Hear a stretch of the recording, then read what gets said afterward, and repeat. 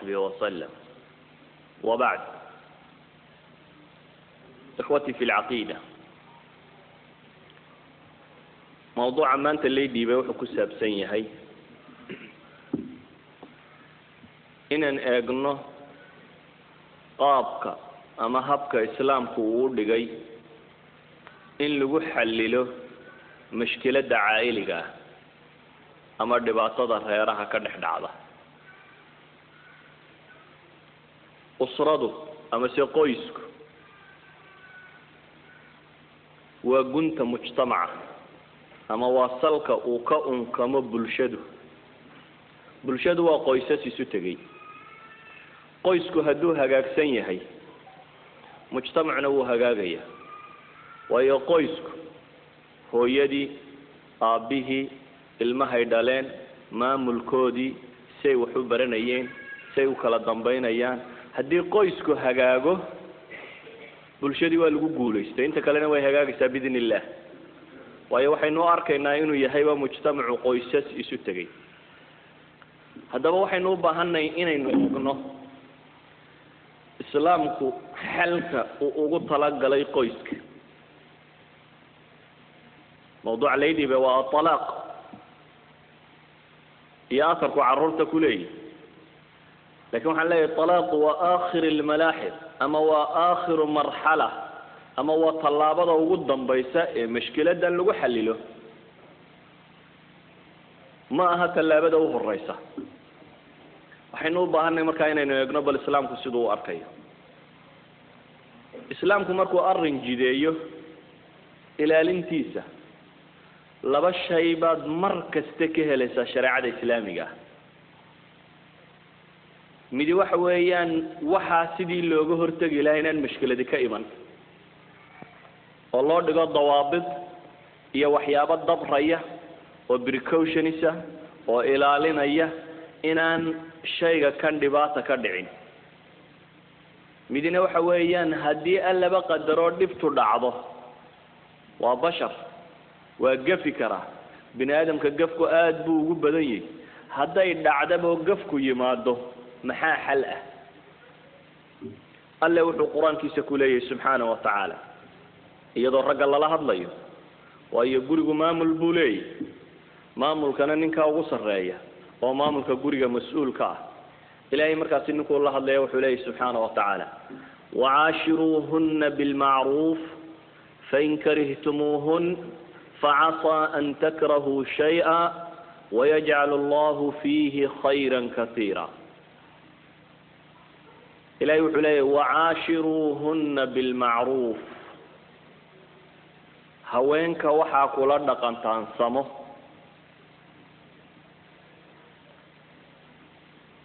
هداي دبي إذن كتمادان هدان نعبيستان وكراهيستان هوينكي وحا ديده هدا دركتو إلهي وحوليه وحا ديده اكستا معها مقياسك أما ميشر منك كما الدنبيسك صحي قلبك اللغوية سيدة درادة با إلهي وحوليه فإن كرهتموهن إن والشرط إن الشرطية وحي كلو فايدي سابيد هذا علماء البلاغة تشكيك هذا يدعضبا وواي محا تشكيك ماشي اللي يرجلنا يعني ووحانو عنت من قفك مؤمن كاينة كدعضه لكن هذا كدعضه حوية ليه إلهي بوحليه فعسى أن تكرهوا شيئا ويجعل الله فيه خيرا كثيرا عصى حرف الترجي قرآنكو انت بدن وحي دادان علماء المفسرين لعل هدو استعماله بيدادان للتعليل بي انت بدن صارور تعمل قرمويان لعلكم تخلدون كأنكم تخلدون بيدادان الكاس انت كلا لكن كي والغو تفسيري كرا بيدان لعلنا انت بدن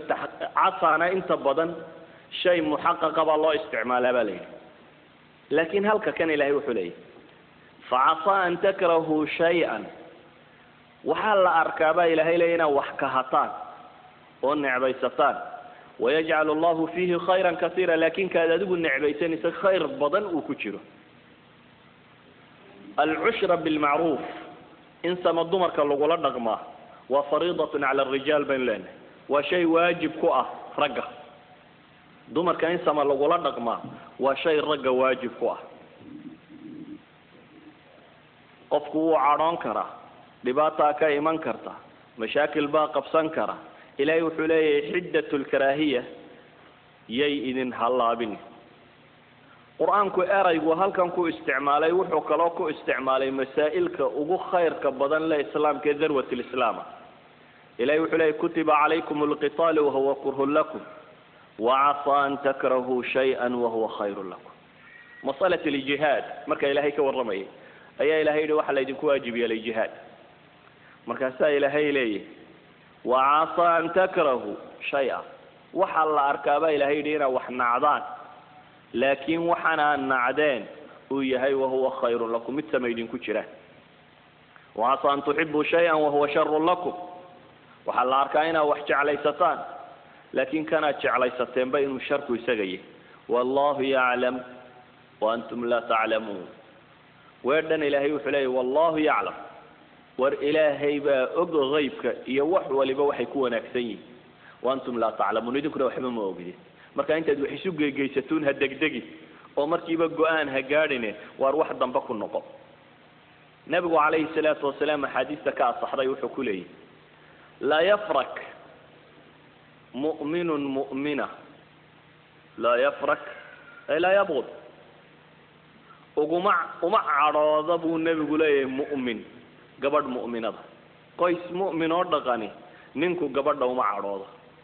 waayo ilaahay baa wuxuu leeyahay in kariha minha khuluqan radiya minha aakhara hadduu qofku gabadhiisa wuxuu ku naco arko bini aadamku kaamil maaha adna ma dhamaystirnid iyana ma dhamaystirna laga waayi maayo qof bini aadam wax nuqsaan ama wax lagu dhaliilo mar hadduu bashar yahay la waayi maayo haddaba haddaad dhaliishaha aragtaan baa ilaahay leeyahay subxaana wa tacaala oo aad ku nacdaan wax dhaliilaha ka mida radiya minha aakhar meel kale ay ku fiicantahay baa jirta buu ilaahay leeyahay waxyaabo kale oo ay ku wanaagsantahay baa jira marka markuu wax isu miisaamo ee uu arkay gabadhiisu inay midkan leedahay ama midkan leedahay wuxuu kaloo hayaa intaas oo meelood oo kale ay ku fiicantahay gabadh gaariya ku tahay ilaahay marka wuxuu leeyahay qofka mu'minka ah nabigu wuxuu leeyahay alayhi salaatu wasalaam qofka mu'minka ah mu'minadaba uma cadhoodo sababtuna waxay tahay hadduu akhlaaqdiisa mid ka raali noqon waayo mid kale uu ka raali noqdaa jira waxaanu leenahay mar hadduu arrinku caynkaay oo la rabo qofka mu'minka iyo gabadha mu'minada iyo ninka mu'minkii inay nolol degan oo caafimaad qaba ku waaraan si taa loo helo marka hore shuruuda la dejiyay inaan rag iyo dumarku isa soo gelinu ee waxyaaba la yidhi eego qadariya kuwaasa waxay fududaynayaan inaan dhibidhici doonin islaamku guriga wuxuu arkaa inuu yahay meel lagu dego oo lagu xasilo dadku dabada iyo bulshada kale markuu la xidhiidha iyo shaqooyinka iyo waxaan dhibaato kala soo kulmaa uu soo dhidida uu soo xiiqa qofku mushkilad buu kala kulmaa meeshuu iskaga reebi lahaa stresskii oo dhan dhibaatooyinkii soo qabsaday oo dhan meeshuu kaga muruxsanaya oo kaga xulub dhacsanaya ee uu mar labaad nashaad iyo firfircooni heli kara sidoo nolosha uga qayb galo waa guriga islaamku guriga kaas buu yaqaan xidhiidhka markaa ninka iyo gabadha ka dhaxeeya muslimada waxa quraanku ku sifeynay inuu yahay kalgacal mawadda iyo naxariis iyo deganaanshiyo xasilooni si taasi u dhacdo ayaa islaamku wuxuu farayaa marka horeba gurigu inuu ku dhisnaado maxay على الاختيار المطلق doorasho inan iyo inaan istoonin inta fooda la isu galiyo inay hadhow isku soo boodaan maaha laba aan istoonin inta la isku qasbo ama la isu duduuco inay hadhow is dhaqan garan waayaan maaha waxa la yidhi marka horeba al-ikhtiyar al-mutlaq gabadhan saarta kamida nabiga u timi calayhi salaatu wasalaam dabeetana waxay tidhi ilaahay rasuulkiisiiyo aabbahay wuxuu doonayaa ibnu cammi inaan adeeru yahay in adeerkay inuu khasiisadii liidashadiisa inuu anigu igu kor yeelo oo ii guuriyaa buu doonayaa bay tidhi anna dooni maayo arrinkaa aabaheed baa loo yeedhay marka aabaheed wuxuu rabaa inaan uu soo koriyey oo uu adeeru yahay oo guriga joogo isla reerkiisiiya carabta had iyo goor way simaadeen guursan jirtay inuu inantiisan u guuriyo de labaduba waa caruurtiisii uu soo koriyo halka ku barwaaqaystaan oo sidaa u ilaaliyo inantuse ma jecla inay guursato inankan odaygii buu nabigu u yeeray calayhi salaatu wasalaam dabeetana wuxuu weydiiyey arrinka waa jirtaa buu yidhi odaygii waxaa loo tilmaamay inantu haddii aanay doonaynin inaan la qasbi karayn gabadhii markii arrintii la cadeeyay bay waxay tidhi ilaahay rasuulkiisiiyo qad anjastu waan fuliyey bay tidhi oo waan yeelayaa wuxuu aabbahay doonay aabbahay arrinkiisa iminkaan fulinayaa bay tidhi inankii waan guursanayaa laakiin waxaan rabay bay tidhi inaan dumarka baro odayadu inaanay arrinka waxba ku lahayn gabadhii ansaariyadda ahayd halkaasay ka baxday waxay tidhi waan guursanayaa inankan aabbahay uu keenay ee wuxuun baan doonaya inaan haweenka u tilmaamo qasabkan odaygu inaanu jirin saas baan rabay bay nabiga ku tiri calayhi salaatu wasalaam aabbahay wuxuu farayna waan yeelaya dadku haddaanay istoonayn isku qasabku ma fiicna waxaa dhacda xadiidkii bukhaari ee isna garanaysaanee macruufka ahaa gabadhii bariira la odhan jiray xadiis saxiixa weeyaan gabadhii bariira la odhan jiray bariira ilaahay khayr badan ha siiya xadiidkeeda dheer 100 masale in ka badan bay yidhaahdaan baa culamadu lagala baxaa bariira islaam bay ahayd addoomada nin addoona muqiisa la yidhahdana way isqabeen dabeetana maalintii dambe iyada reerkoodii wuxuu kula heshiiyey reerkiyada haystay waxay kula heshiiyeen mukaataba adduunka intaa leeg hadday iska bixiso inay xortaho la sii daayey adduunkii bay markaa doonaysay inay dadka muslimiinta weydiisato caashaysa soo hortaagtay marka waxay ku shartiyeen reerkii haddii walaagaagaanu yaallo walaa-il-cadqigu waxa weeyaan qofkii muslimka noqday addoonka ee la xoreeyey ee dee aan markii hore dagaal iyo waxba lagu soo qabtay reere iyo waxba toona meesha u joogin waxa dhaxalkiisa ay isdhexlaan markaa qofkan xoreeyey ayay isku reer noqonayaan qoladii waxay yidhaahdeen waanu ku ogolaytaa laakiin annagaa yeelanayna dhaxalkaaga walaa-il-cadqigaaga annagaa yeelanayna gabadhii oo xoolihii doonaysa caaisha radiallahu canha aysa soo hortaagtay dabeetana caasha waxay tidhi anaa kaa wada bixinaye anaa inta ku iibsado ku xoraynaye waa inaan yeeshaa laakiin bay tihi anigu walaaga waa maxay qoladan intay haddana ku tidhi lacagkeen haddana walaagaaga doonaysa qoladii baa loo taag waayey nabigu calayhi salaatu wasalaam caaisha wuxuu ku yidhi iibso oo xoreeyo siida way iska hadlayaan weligoodba ha sheegtaan kun shardiyo ilaahay kitaabkiisa khilaafsan hadday sheegtaan mid laga fulin maaye walaaga adigun baa le sidaaye khudbad baa buu yimi nebigu intuu masaajidka ime uu ka jeediye uu leeyahy waa maxay kuwan shardisanaya waxaan ilaah iyo kitaabkiisa toona ku olin kun shardi kasta oo khilaafsan ilaah iyo kitaabkiisa waa baatil buu nebigu lahaa waxna socon maaya gabadhii calaa kulli xaal qadiya waaxidun baan anugu uga socdaa xadiidkeeda waxaynu nihi 100 masale in ka badan baa culamadu kala baxda gabadhii caasha iibsatay deetana waa la xoreeyey ninkii qabay laakiin aad buu u jeclaa xorriyadda markuu addoonku helana mid waliba ikhtiyaarkiisuu leeyahay hadduu rabana way sii qabi karaan hadday rabtana cilaaqadii halkaasay ku dhammaanaysa way joojin kartaa dabeetana gabadhii waxay tidhi ninkan ma rabo mar haddaan anigu xorooday saasaanu ku kala tagnay ninkii baa sabri waayey culamaai taarikh waxay yidhaahdaan madiine suuqyadeeduu mari jiray isagoo ooyayo dhareerku ka daayay ninkaasi kalgacal wuxuu gabadha u qabay islaanta aad buu u jeclaa saxaabadu way ka nexi jirtay marka ninkan badhaantiisa la arko muqiisa oo ooyaya oo wuxuu la ooyayana ay tahay gabadh qalbiga ka degtay akhiiran ayuu nebigu wuxuu ka naxay ninkii wuxuu isidhi u shafaaco qa islaantii buu nebigu u yimi calayhi salaatu wasalaam bariira ahayd bariiru wuxuu ku yidhi na bariira waxaan ku odhan lahaa ninkaas ku noqda ninkan isqaba oo isku noqda saasaan ku odhan lahaa bariira nabiga su-aal bay weydiisay ashaaficuna anta ama aamirun bay tiri waxaan ku weydiinaya ilaahay rasuulkiisiiyow adigu mas'alada miyaad ifaraysaa waa amar mise amar maaha ergaatoo shafaaco qaad baat maxay masaladan u doonaysaa awaamirta ilaahay iyo rasuulkiisa ka soo fusha ilaahay wuxuu qur-aanka ku tilmaamaya wamaa kana limu'minin walaa mu'minatin ida qada allahu warasuuluhu amran an yakuna lahum alkhiyara ilaahay iyo rasuulkii hadday wax xukumaan qofnaba doorasho ma leh ee waa waxyi xagga alle ka yimi waa in la fuliya marka islaanta waxay warsanaysaa in nabiga leedahay ma waxyi xagga alle ka yimi baayo waa amar ومر هدو أمر يدار قدور الشمل هي وين فلية مسار أنتوا ويسو مسلح ولا بقى فاتسو مسلح يسوع وحتى هيون شافع إرجيبات وحنا بنقول ما إرجيبان أمر ما هي أنتوا نكانون يا أديكم بندوني أنا غير في عنا وطن والدين كلا إرجي مر هدي إرجت هاي بيترين كاباهي وما قبلني بالله يلي ماي الكاسيس كسرته يعني قفك هدانو قفك دوني نيو أدك تيم لغو قصبا وحرّان جورجو مركا وجوه الرئيسين أن لبقف ولا يشهدوا دليانو نقن أما صف ضد إسكوسو قليه لبقف أو إسبرتي أو إسقرانية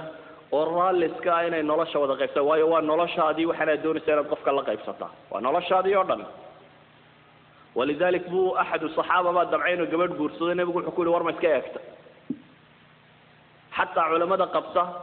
إن وجهك يجع معه أي قبل واجب كتين لقاريه مركز خطبة تين نوع كانوا حي قبارين يفيدوا إن لا إسكايقه وأنا يدو مرض وخد بنتها يعني وين لا إسكايقه حلقة يا بعض كوي مكمرك وجهك أنت نسكت دان إن استدادان شرع قموا قلم بيادو وسيد يسوى لغارك يا ومسألة دين تكون النار ما هم مسألة مرن كجرو سيد الدرادد يعني دك عادة دي والله يسكت دري كل يوم وحي صمالد وحياة بدنا كحشوتات شرا لكن دي تكون النار دي توي كوب النار تقبلنا دي ويلوسو خطبة يا وين وجهك فيدا لكن محرم كوين ويش جوجا وحنو لاني وحو النبي وكويري ورما سكايك تقبلنا ويانا سكايكتا waxay keensanaysaa uu nabigu yiri inay maxabadiin iyo kalgacalkiinu daa'im noqdo daas qabtaan muddo badan marka waxa fiican inuu marka hore si guriga aan marka dambe mashkaladii uga iman in marka hore ninka iyo gabadhu mid waliba ka kale iska eego oo wixii lagu dooranayo uu ku doorto quraanku wuxuu inoo tilmaamay nabigu kaleey salaatu wasalaam xadiisiisa wuxuu inoogu tilmaamay gabadha in sifaad lagu guursado mid baa qurux loo guursadaa buu yiri mid baa xoolo loo guursadaa mid baa reer fiican ay ka dhalatay loo guursadaa mid baa diin lagu guursadaa dabeetana nabigu wuxuu inoogu yiri fadfar bizaati diin taribat yadak tadiinta وصاحبك ku guursa buu nabigu leeyahay yani shayga koowaad kuwa kale laftooda wax la qadarin karo laakiin shayga isagu haduu xumaado aanay kuwa kala qiimo yeelanaynin waa laga yaabaa qofku inuu diin iyo qurux iyo waxan oo dhan ba isku wada qadariyo laakiin shayga haduu isagu kharimo waxa kale aanay qiimo samaynaynin waa qofka haduu diin laga waayo inanta maxaa la yiri markaa ma haduu gad la baxo surwaalka gaabsado iska guurso hadhowna ku furaama ku soo riyaama isdishe maya iyana arrimo kala loo tilmaamay النبي قلت الماما يا وضيقي هدو يدين ما طمحي عمن ترضون الدين وخلقه لا شيء بالله الشاك دين إنه قفكوا الدين لي والله يا بدتك قاريه والدين تي قرنا يسكف يعني ضد طبيعات أضاضق والله لا نقم كري يعني هين مركز ليريه وخلقه وذات هو اللي جيب قد يسروا القابن هسيته أقبل ليري دين تي سيم حي يا أخلاق دي سبا إن أنتم مركز لبضها اسكا اكتئينا وكفاءة إسلامك وحى كلاودن إنه إنه شجنا أما علماء بدأ أرادوا ذلك شيء وحكي بشرية كفاءة يو قبيل يو وحيابها كلا دتك أيتريان وحى ترسيس فلا والله بدنهم هدو دين تحنتهاي محل يدي لا ينكح الزاني لا القرآن كم حكت المامية زانية دينا نجور سنين محي زاني مو يعني في سورة النور دين تو شرطي ثانيا أخلاق لبدا ساعة وحاو السلامكو يقانو waxaan oo dhan aan u sheegaya ilaa anigu talaaq baan ka warramay waxaan u sheegaya waxaan leeyahay waxyaabaha conflict ka abuura inta aan la oran conflict baa jiray hal la xalilo waa in marka hore laga qaataa precaution waxyaabii laga hortagi lahaa waayo nabigu wuxuu leeyahay alayhi salaatu wassalaam man bata aminan fi sirbi mu'afan fi jasadi يعني النبي يقول عليه الصلاة والسلام وحديث صحيحة قفك هيدا يسوى نبض قبا الأمن الخارجي والأمن الداخلي والأمن النفسي نبض ما أنت تضيق قبا وحي سترس السيئة عداد سيئة نبي وحبت هنا دريمين يينا قريقا بي شوكتور راح يساني سيدو أتحصل لونطي قفك عين كقريقي سوقه هيدا معافى في جسدي شلهان وعافمات قبا هايستبو نبي لما هلا يقوت يومي ما انطاوح عنان هليا فكأنما حيزت له الدنيا بحذافيرها كم بو نبي قولي الدنيا دي بو اللي أروري الدون هدات ربطه وانت أوند إن تقول جاكو هيته أديكو الدجانو نبات قبا adigii reerkaagu ay isku fiican tihiin isla markaasina waxaad cuntaanna haysataan berrito ay suna caafimaad qabtaan khalaas adduun haddaad intaa ka hesho war aakhiro u dadaal wax dambo aad raadsaa ma hadhin wax dambo aad ku xiiqda waa hawl uun xoolaha iyo waxa kale la sheegay wixii ka sii dambeeya intaasi waa hawl uun ee noloshu waa intan gebigeeduba intaa haddaad hesho adiga ah kii dadka ugu fiicnaa wixii la hele intaa xejiso waxaan leenahay marka islaamku wuxuu inoo tilmaamayaa xidhiidhka ninka iyo gabadha ka dhaxaynaya qur-aanku wuxuu ku tilmaamay maxay hunna libaasun lakum wa antum libaasun lahunna hu ayaa isu tihin huga miyaa la gashadaa dharka adigoon iska eegay ma jiraa midkiin intuu dukaan taga maro un iska qaata maya mar kastoo aad qaadanaysa sizekeeda iyo nooceeda iyo midabkeeda iyo kan kama hela iyo waxun baad baadi doonaysaa waayo waxaad rabtaa inaad nafta raalli geliso inaanay maradaadu hadhow mara aad necab tahay oo aad kahata aanay noqonin maadaama aad maradii caynkaa ka tahay gabadhu inankay dooranaysaa waa inuu noqdaa ina nafteeda raalli geliya inanku gabadhu dooranayaana waa inuu noqdaa maxay gabadh naftiisa raalli gelisa ku xasiloonaan karo meesha waxaynu leenahay haddii la rabo in mashkiladda la xalilo mashkiladdu halka horey ka bilaaban tahay marka hore gurigu waa inuu ku salaysnaadaa wixii sharciga islaamiga u dejiyay haddii ay kaasi dhacdo oo waxaynu garan karnaa sharciga islaamiga inuu dejiyey waxyaabaha xataa guriga mashaakilka ilowsiinayo oo dhan muxuu jaabir ibn cabdillahi nabiga ku lahaa nin dhalinyaro oo saxaabiyo guursaday ayaa gabadh carmal u guursaday dabeetana nabiga calayhi salaatu wasalaam wuxuu ku yidhi yaad guursatay wuxuu yidhi gabadh carmalaan guursaday ilaahay rasuulkiisiiyo garoob wuxuu ku yidhi hallaa bikran tulaacibuha wa tulaacibuk wa tudaaxikuha wa tudaaxikuk maad inan yar guursatidoo kula cayaarta buu nabigu yidhi calayhi salaatu wasalaam hallaa jaariya tulaacibuha wa tulaacibuk maxaa looga jeedaa yacni qof naftiinu ay noqon karto mutajaanis ay sutiin qof ay taqbali kartaan qof aydan kala didaynin waayo ninkani nin dhalinyaro ah buu ahaa gabadh kuu qosasho kula cayaarta kaanama aad moodo guriga waxyaabaha looga dan leeyay inuu ka mid yahay in ninka iyo gabadhiisu iska wada cayaaraan oo iska wada qoslaan meeshu meel lagu faraxsay inay ahaato oo aan dhibi jiri karin markaasuu isna sheegtay reason isku gabadhan u guursado wuxuu yidhi ilaahay rasuulkiisiiyow aabbahay intaasoo hablood buu ka dhintoo yaryar reerka cid ila kurisaan rabaaye uma baahni inan yaroo habla igala cayaarta yacni isna wuxuu sheegtay arrin kale oo reerka dantiisii oo ah wuxuu doonayaa inay tahay in hablihii aabihii ka dhintay tirada badnaa ee uu hayay cidii la hayn lahayd ee hadduu inan yaroo kale kusoo daro hablo yaroo meesha joogay inaanay wax badani keenaynin nebigu wuu ka aqbalay waa alright baa dee meesha ka muuqata waxaynu uga jeednaa nebigu wuxuu u tilmaamayaa jaabir ibn cabdillaahi calayhi salaatu wasalaam kaanamaa maqsuudka guurka uu ka mid yahay oo kale cayaarta ninka iyo gabadha wada cayaari karayaan yacni inay dadkani tajaanus leeyihin inay soo aqbali karayaan hadday taasi jirto waxaa yaraanaya conflictska ka abuurmi kara intaasoo dhan muqadamo aan uga tago يعني waxaad ka garan kartaa nabigu guriga si uga ciyaari jiray iyo si uu sameyn jiray xataa haybada nabinimadu isagoo nabiya calayhi salaatu wasalaam da'weynaada haddii mar barnaamijkan loo dhaqaaqo barnaamijkani da'da ma yaqaano sida daraaddeed nabigu calayhi salaatu wasalaam maalin maalmaha ka mid a isagoo caaisha la jooga oo socota la yahay safar lagu jiro ayuu saxaabada yidhi bal hore usii yaro socda caashaa la baratamay nabalina baratantii buu yidhi waa la baratamay markaasay ka dheeraysay caasha inan yar bay ahayd oo dee fududo big bay tidhi wuu gaadhi waayo tii way dhacday maalin dambe oo beri dambe ah ayuu haddana ciidan iyadoo la socda yidhi waa bahrow sii socda caashi yidhi waynu baratamayna caashi markaa way yaro cuslaato dee gabadh laqabay noqoto sidii hore waxba iska bedelay waxay tidhi ilaahay rasuulkiisii oraga ordi maayo maayi buu yidhi maayi waad ila baratamaysaa dabeetana waa la wada baratamay nebigu wuu ka dheereeyey calayhi salaatu wasalaam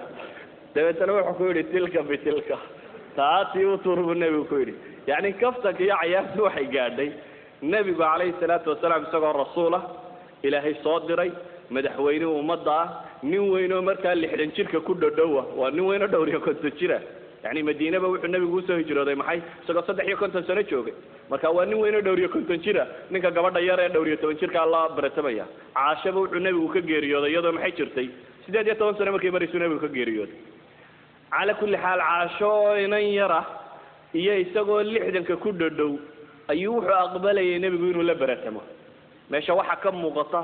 in la rabo tajaanus inuu umadan ka dhaxeeyo guriga kan inuu noqdo guri xidhiidh leh oo aan waan ka weynay iyo waayelimo iyo waxaan la isku qadarin oo qure inuu noqdo guri noloshu suurtagal ay ka tahay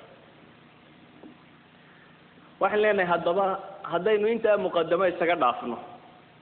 oo nidhaahno waa laabudda inay jiraan precautions ama waxyaabo caynkana waxaan leenahay qofka muslimkii iyo gabadha muslimadda ah ninkii iyo gabadhu kullay Soomaalidu waxay ku maamaana daan maxay dhahaan Arab iyo laba daan bay isugu dhaweeyeen oo isqariinaan waa iska suurtagal dadku wax yar oo isku qoonsado kulliba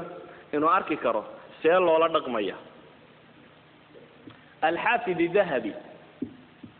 من علماء الحديث علماء هو وين كمده رحمه الله في كتابه الكبائر بقص كسارورينيه إنك ثقة الروية وكسارورية ثقة التضعيف waxaa laga sheegay buu Umar bin al-Khattab markuu madaxda ahaa ayaa ninba gabadhiisiiba isqabtay dabeetana uu soo safray wuxuu u yimi Umar isagoo raba inuu ashtakoodo markuu Umar u yimi oo albaabkii Umar taagan yahay ayuu sida amiirul muuminiinka waxba guriga ku garaacayna markuu danta gurigiisa dhameystay oo soo baxay marka ay israacdeen aad u sheegay waxa doonayso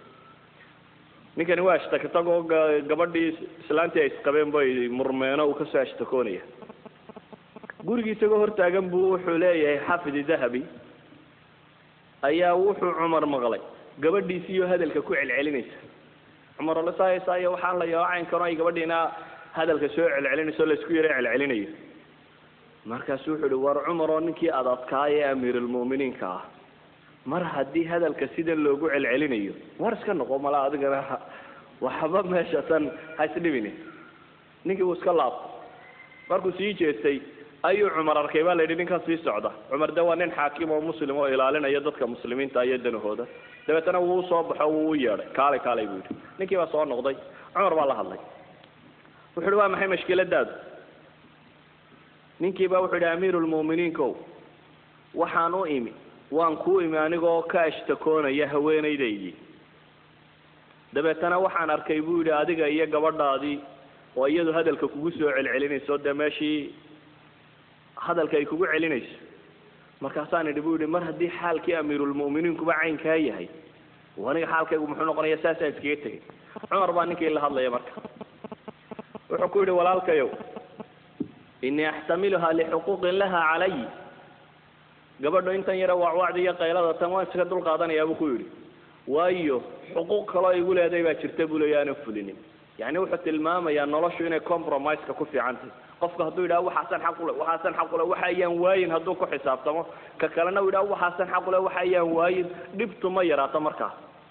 laakiin haddii nooc min compromise la galo la arko in gabadha xuquuqdeedii wax ka yara maqan yihiin oo ninka xuquuqdiisa wax ka yara maqan yihiin si nolosha ay u sugnaato Umar wuxuu ku yiri anigu xuquuq ay igu leedahay baa gabadhani jirto aanan fulinin oo fiirso xuquuqda maxaa kamid ah innaha la tabakhatun li ta'ami khabasatun li khubzi ghasalatun li thiyabi murdi'atun li waladi walaysa dhalika kulluhu biwajibin 'alayha Umar wuxuu leeyahay gabadha tan raashinka ii karisa daarimo Umar sheeganaya balu fiirso leeyahay arrimaha ay gabadhani qabataa aanan xaq ugu lahayn oo marka intan yar hadalka ay wadwado uu dhagtaagi maayo gabadha tani buu yiri raashinka ii karisa kimista ama roodhida ama furinkana waa ii xashtaa dharkana waa ii maydha caruurtana waa ii nees nuujisa intaana kuma lihi buu leeyahay gabadhu inay raashinka ku karisa miyaa lagu leeyahay mise laguma laha jamhuur ulama waxay qabaan inaad xaq ugu lahayd واضح الله أكبر waxa baqaya raga badhacoodo laakiin yaan la caroon dacafka loo kaadiyo ilaahay laga baqo waxaan leenahay بعض أقوال العلماء أي وحي قبان مثلا إمام الشافعي وحو قبا ninku waxa uu gabadha ku leeyahay inay isu qurxiso oo markasta uu baahdo uu yeedho ay aqbasho oo ay awaamirtiisa yeesho oo haddaanu guriga u ogolaan inay ka baxda inaanay ka bixin laakiin xaquguma laha buu leeyahay inuu raashin loo kariyo waxa bacd alculamaa waxay leeyihiin haddii uu ninku keeno nafaqadu aday waajib kugu tahay inaad gabadha quudiso hadduu ninku keeno bay idhaaheen raashin qaydhina oo idhaha naa karso raashinkaa cun maxaa la yeelaya gabdhaha qaar bay idhahdeen xataa lama ogole waa inaad khaadimo samaysa raashin kariya ama adigu soo sameeyay iyadoo raashin bisil la siyaabay haydo qaba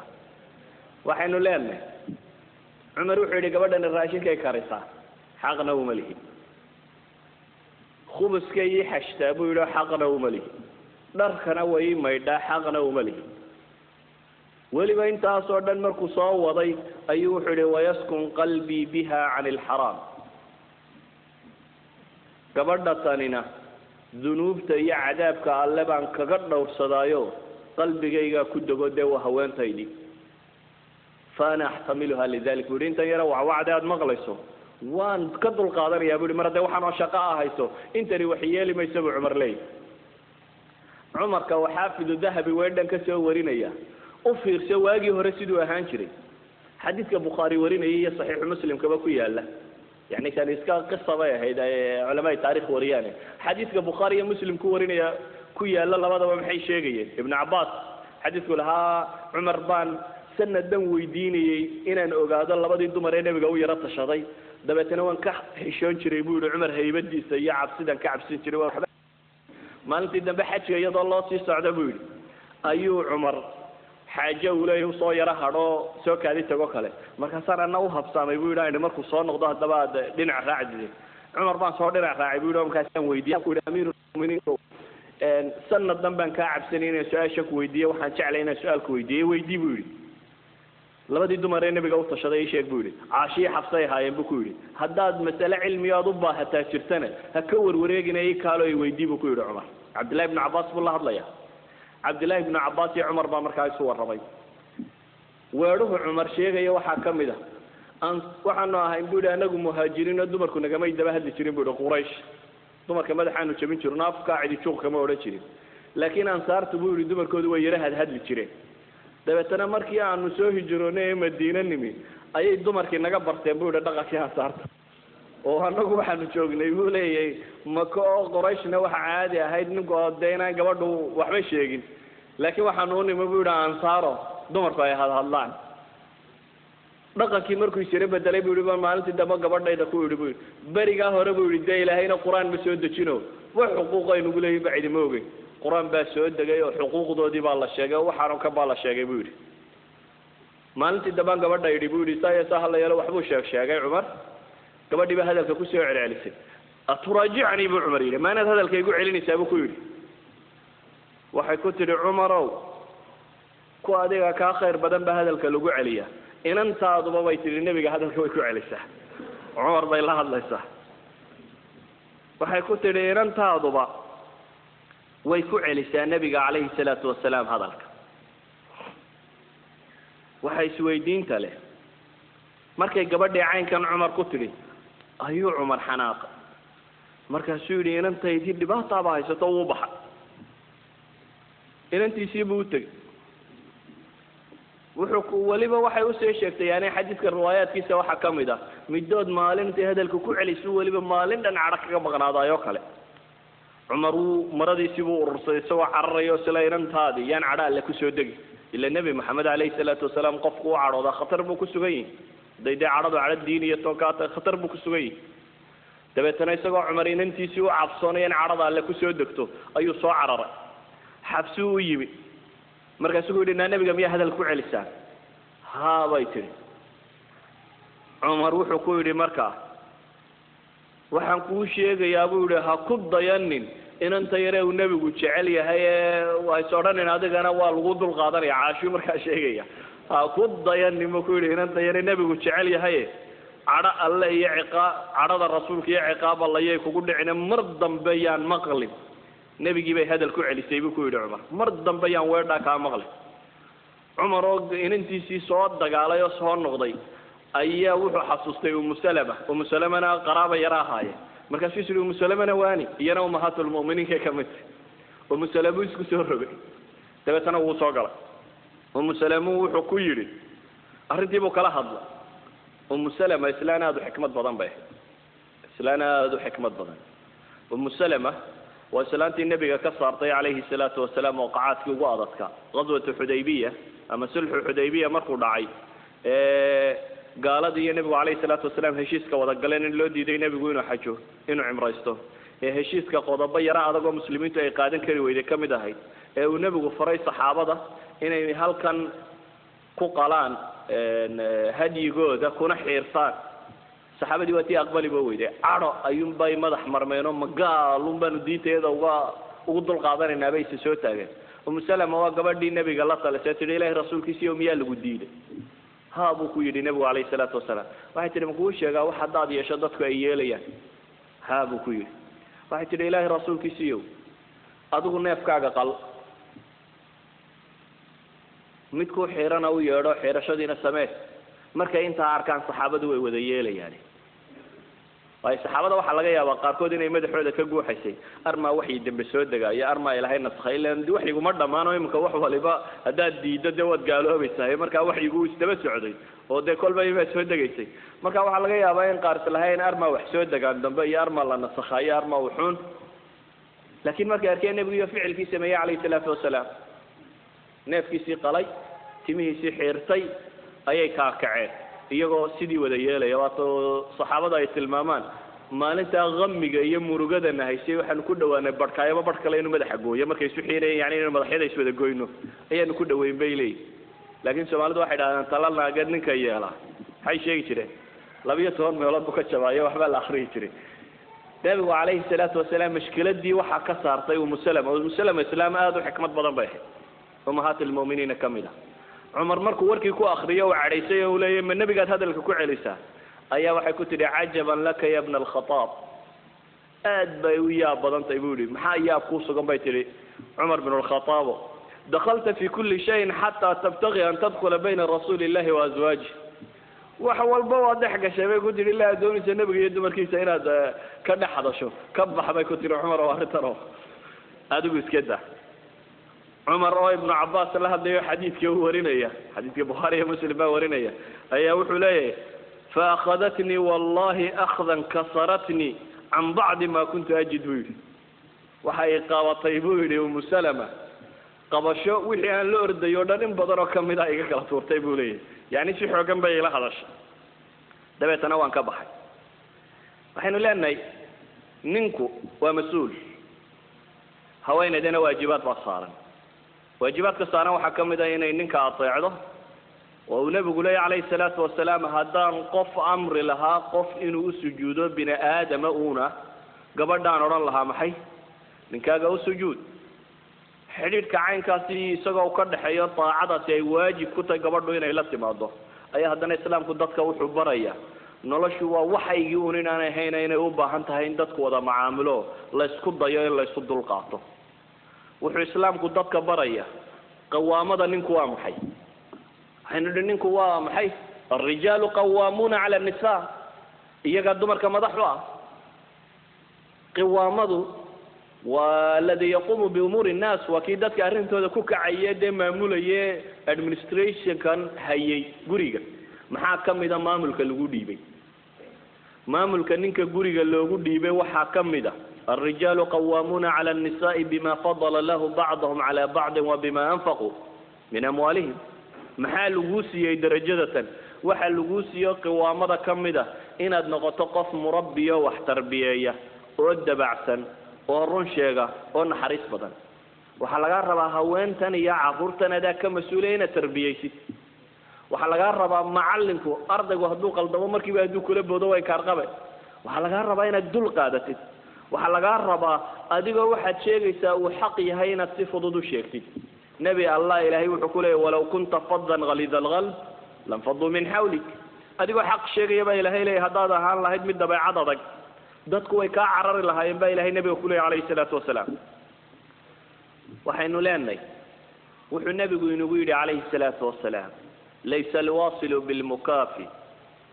qaraabada iyo xidhiidhkeeda markuu nabigu ka warramayay ka dadka xidhiidhiya ma aha ka maxay yeela ka abaalguda ma qofku hadduu wanaag kuu sameeyo adna aad wanaaggii unu samayso dee wax ka badan maad samayn waayo maxaa lagaa filayay dee walba wanaagga marka lagu sameeyo waxaa lagaa filayay inaad maxay yeesho inaad adna wanaag kale u samayso laakiin wuxuu nabigu ku tilmaamaya ninka qaraabada iyo dalka xidhiidhiyay inuu yahay waa qofka inta xuma lagu sameeyey isagu wanaag ku abaalguday marka xuma lagu sameeyo qofku muxuu kaa filaya dee wuxuu kaa filaya inaad goosato ama aad ka bursatoba intii halkii waxaa lagaa filaya haddaad adigu wanaag samayso qofka abidkiin saaxiibnima idin dhex maraysa aan dib waayo ninkii intuu ku xumeeyey adigu weliba aad wanaajisay dee u khajilaya maalin dambe inuu kaala hor yimaado xumaan ilahina waa kale idfac billati hiya axsan faida aladii baynaka wa baynahu cadaawa kaanahu waliyun xamiim waxaa qur-aanku inoo tilmaamaya waalkaadimiina algayda waalcaafiina can innaas kuwa cadhadooda qarsanaya ee dadka dhaafaya yaa mudan inaad cadhadaada ka qariso qofkana ay isugu dhowdiineen nolosheedii oo dhan adiga gacanta lagu geliyo lagu yidhi maamul waxaa layna leeyahay waqulu linnaasi xusna war dadka wanaag ku dhaha yaa mudan inaad wanaag ku tidhaahdo hadal qabo kula hadasho haweentaada waxaan leenahay qiwaamadu yay noqonin rag iyo haweenkaba kuwa alla yidhi waylun lilmutafifiin aladiina ida ktaaluu cala annaasi yastawfuun waida kaaluuhum aw wazanuuhum yukhsiruun buu ilahay yidhi qolada miisaanka fudaydisa baa ilahay yidhi cadaab baa usugan waayo dadka marka iyagu xaqooda ka qaadanayaanna waxay jecel yihin in xaqooda o dhan loo oofiyo marka iyaga la rabo inay xuquuqda bixiyaanna waa ka meermeerayaanoo ma rabaan inay wada oofiyaan kaa ha noqonin marka waajibaad baa isku leediin iyo xuquuq qof waliba ha isku daya ka kale waajibaadkiisa inuu sameeyo walidalik baa nabigu calayhi salaatu wasalaam wuxuu ku tilmaamaya istawsuu binnisaai khayra war dumarka sama u sameeya buu nabigu leeyahy calayhi salaatu wasalaam ama samaan idinku dardaarmaya dumarka inaa u yeeshaan wuxuu nabigu tilmaamaya maa akrama annisaa ila kariim walaa ahaanahunna ila la'iim dictatorship maaha meeshu dumarka ma sharfo ma karaameeya buu nabigu leeyahay mid karaamaysan mooyaane nin sharaf leh oo gob ah ayuunbaa dumarka gobonimo kula dhaqma dumarka ma rifo oo ma daba guuro buu nabigu leeyahay kuma mushkilad kuma hayo ilaa la'iim mooyaane mid xun mooyaane waa khabiisun buu nabigu ku tilmaamaya kanuun haweenka la tirsanaya had iyo goor daba socda waxaynu leenahay qur-aanku wuxuu ina barayba miisaan la yidhaahdo faman faqulat mawaasiinuh faulaa'ika hum lmuflixuun jannadii dhammayd ee ilaahay ee wax la arko tii u qiimo badnayda maxaa la yidhi waxaa la yidhi faman faqulat mawaasiinu yacni laabudda min sayi-aat xumo way dhacayaan in laba ilo qof kasta xumo waa ka dhacaya laakiin waxaa alla leeyahay ninka wanaagiisu uu ka bato xumihiisa ahlu jannuhu ka mid yihi gabadha markaa haddii wanaageedu ka badayo xumaheeda waa in la dhaqaa ninka haddii wanaagiisu ka badayo xumihiisa gabadha waa inay dhaqdaa reerkii waa inuu noqdaa reer compromise ku jiro dantooda in badan raadacaynaya mawduucii aan idhi waan ka warramaya weli kama warramin waayo waxaan ka warramayay muqadima guriga maxaa hagaajinaya waxaan leenahay gurigu wiqaayadaasi u baahan yahy waxaan leenahay haddaba waa bashar basharkana dhibaato lagama waayo hadday dhibi dhacdo maxaa la yeelaya marka mushkiladeedin dhex martaba ma saddex baan ku furay unbaad odhan hadday mushkiladi timaado mayaa la isfurayaa un furiinku se muxuu yihi furiinka macnihiisa dhabtaahi waxaynu odhan karnaa wuxuu yahay mushkiladiibaa xal kale loo waayo in la kala noolaadaabaa la xal biday laakiin mushkiladaan xuluulba lagu dayin haddii furiin lagu dayo dee furiinku maaha kii la rabay furiinka maaha wax la soo dhawaynayo mana aha wax qurux badan inkasta oo laga yaabo axaadiista dadka badhay soo arooriyaan inaanay asixin xadiidka abi daawud wariye tilmaamaya abgad alxalaal ila allah inuu yahay maxay aalaaq alcalaama alalbani wuxuu ku tilmaamaya inuu xadiidku mudarib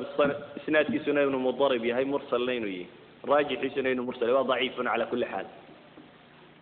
caalimka muslimka shariif cabdinuur la yidhaahdo soomaaliyeedna wuxuu ku tilmaamayaaba xaaraan xalaal alla neceb yahayba ma jirta buu yidhi maxaaba abqad loo odhan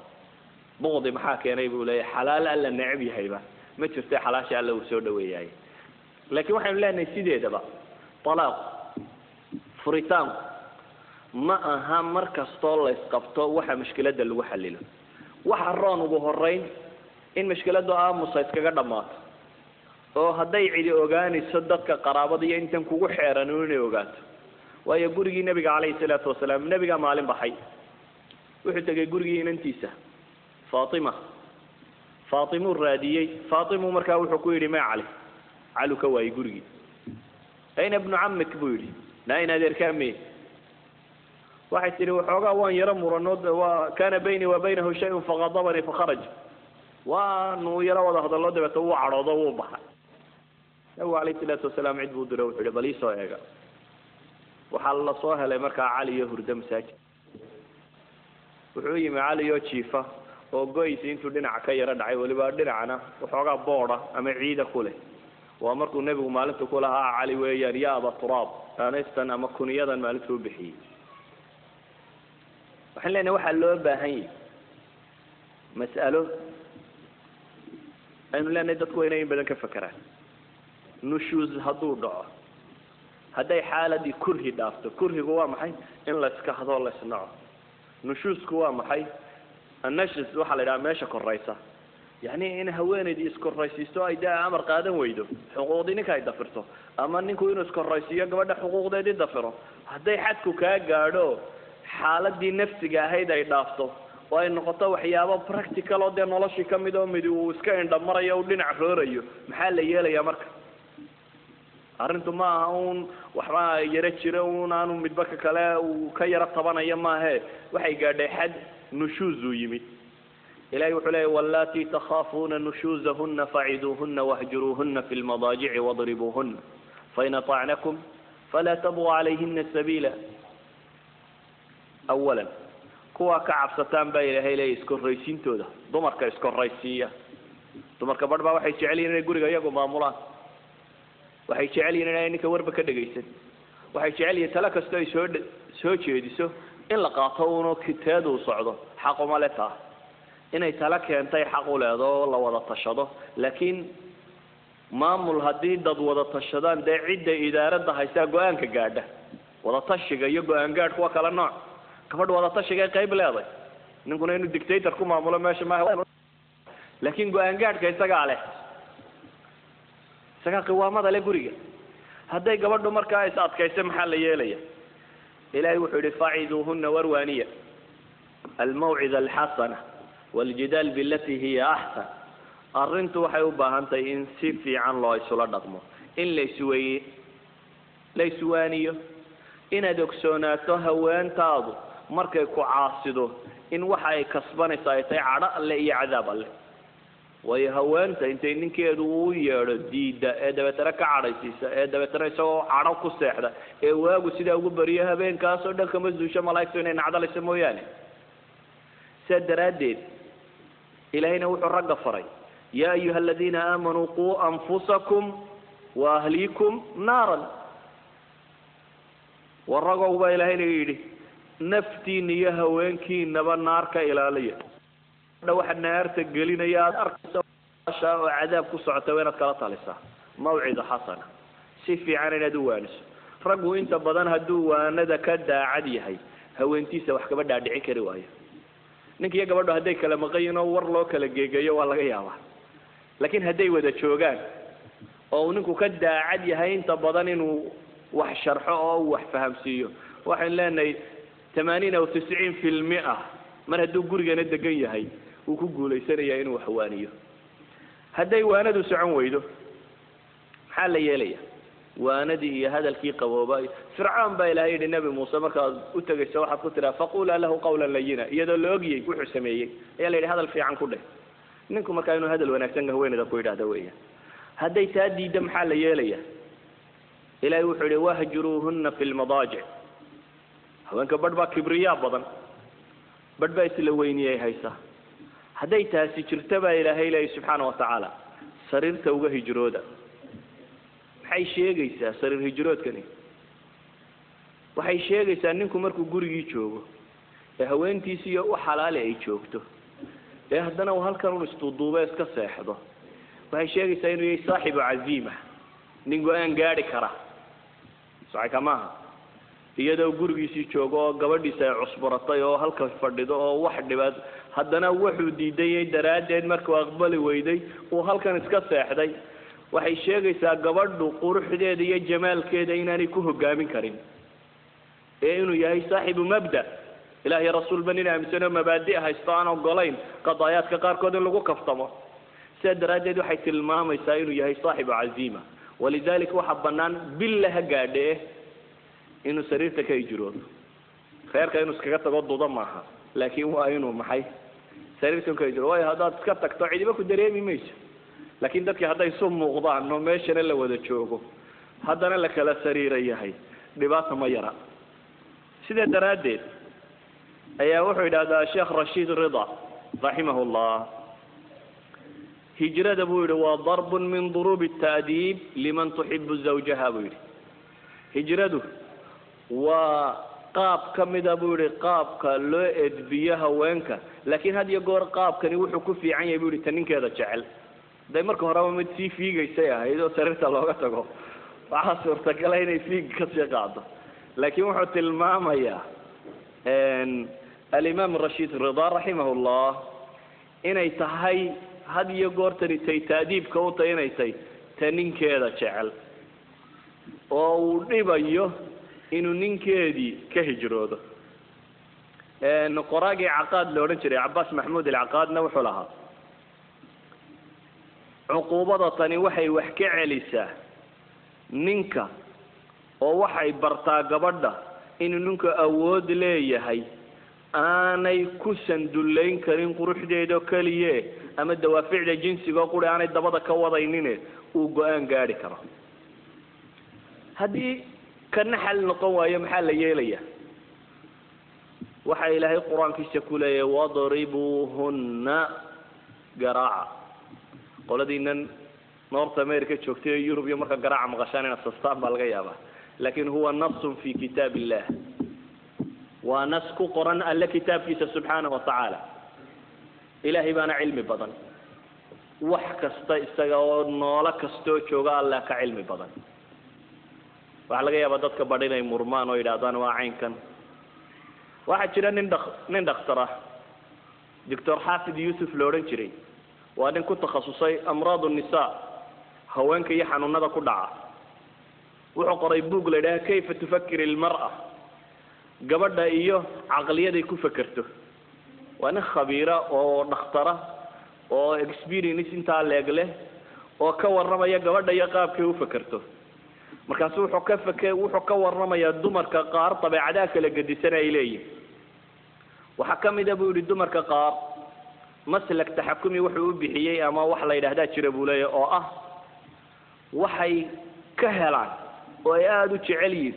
ninka iyo aada adeegiisa bay yidhahdeen oo ninku hadduu yaro jeljilecsanaado way dullaystaan sidaa daraaddeed inuu yaro adadkaadaa dumarka qaar u ah buu leeyahy dawo ninku inuu adegayo waa nin dhakhtar oo tabiib caadi ah wuxuu ka warramaya gabadha iyo say u fekerto dumarka oo dhanna maaha dumarka qaar baa ka mida buu leeyahy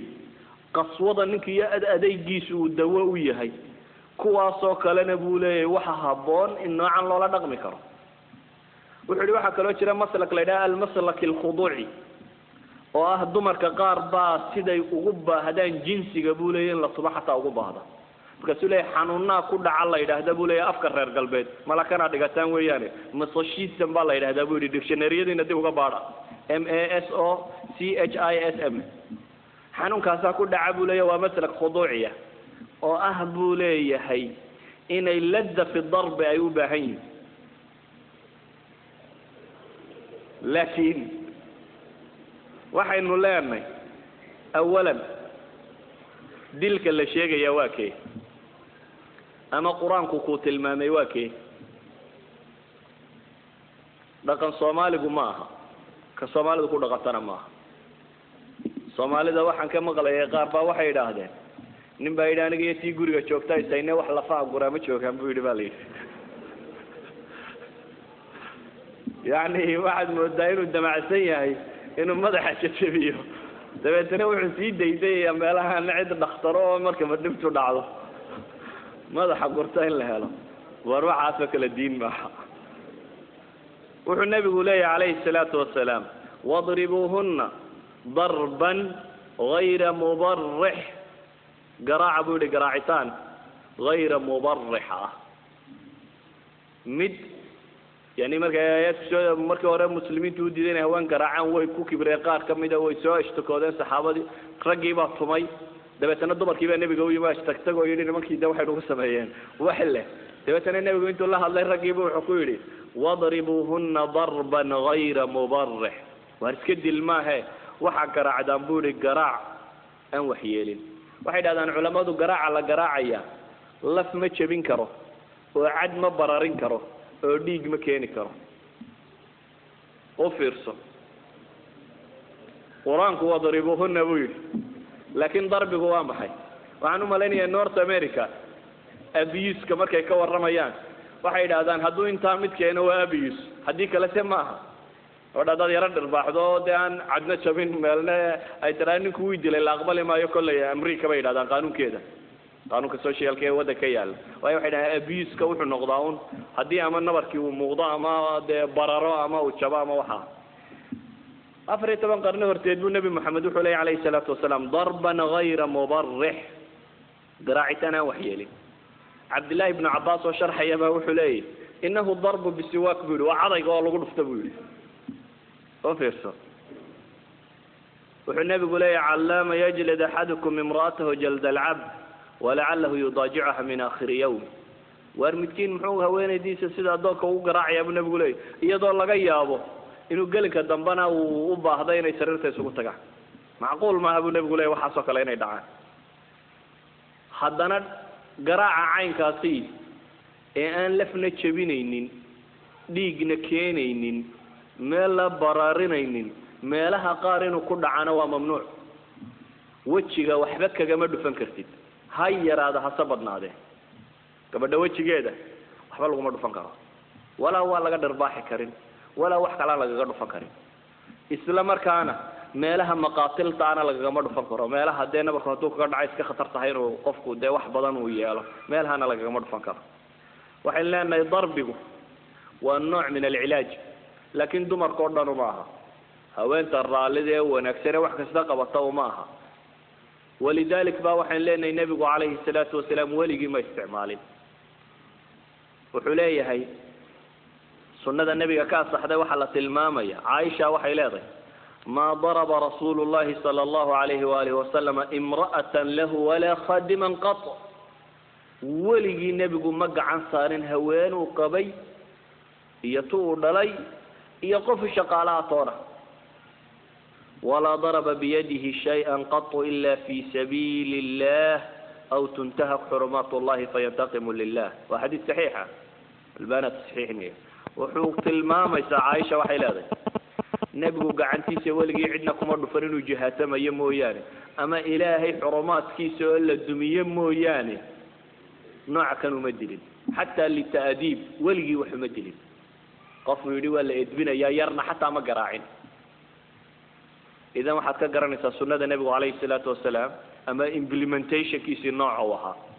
waxaan leenahay marka baad nisaa waa suurtagal inay waxa kale ka suurtagal yihiin mana banaana in la diido quraanka wax ku qoran oo la yiraahdo waa bidciya ama diinta kuma jirta ama laga warwareego waa ku jirta ilaahay kitaabkiisa ku taala wana nusus waxyi alla soo dajiyay ilaahay baana og inay tani dawatay laakiin dumarkoo dhan uma ahe gabadha fiican ee nadiifta laba tumayo